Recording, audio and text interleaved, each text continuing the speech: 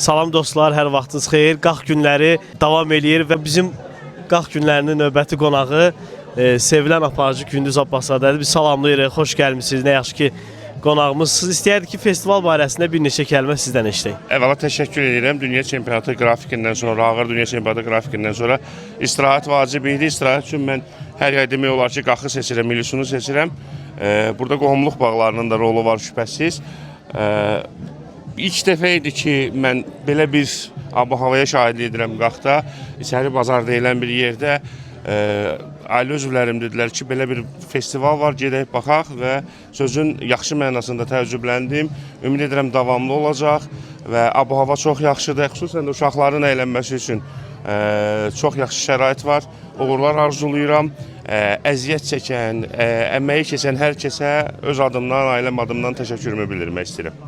Çox sağ olun, sizə xoş istirahətlər. Təşəkkürlər.